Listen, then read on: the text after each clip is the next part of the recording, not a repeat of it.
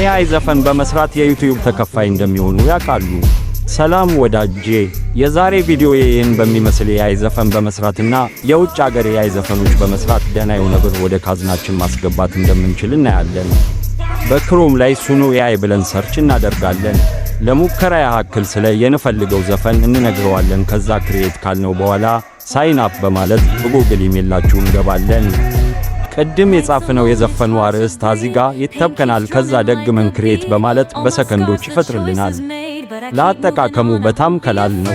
የተፈጠረው ዘፈን በተወሰነ መልኩ ሰምተነው እንመለስ።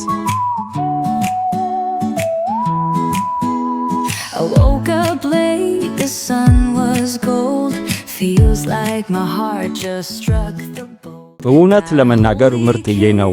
ቢቱም በሉት ዘፋኞች ጽድት ያሉ ናቸው። ዳውንሎድ ለማድረግ ደግሞ 3 ነጥቧን በመጫን ዳውንሎድ በኤምፒ3 ደግመን እንጫናለን። በአንድ ርዕስ 2 አይነት ዘፈን ስለሚሰጠን መርጠን እንጠቀማለን።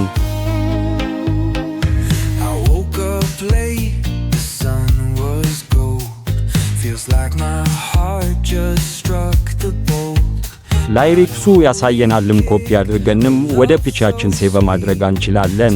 በራሳችን ግጥምም ሊሰራልን ይችላል። በፈለግነው ቋንቋ ስፓኒሽ፣ ላቲን ወዘተ አማርኛም፣ ትግርኛም፣ ኦሮምኛም ወዘተ ሳይቀር ዘፈን ይፈጥርልናል።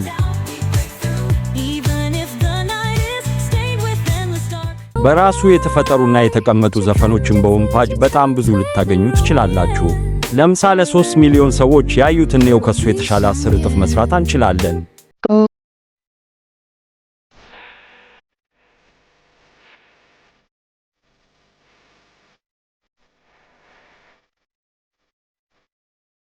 ወደ መጨረሻው ክፍል ደርሰናል ተመልካቾቻችን። አሁን የአማርኛ ዘፈን ይፈጥራል ወይስ ይፈይርም የሚለውን እናያለን።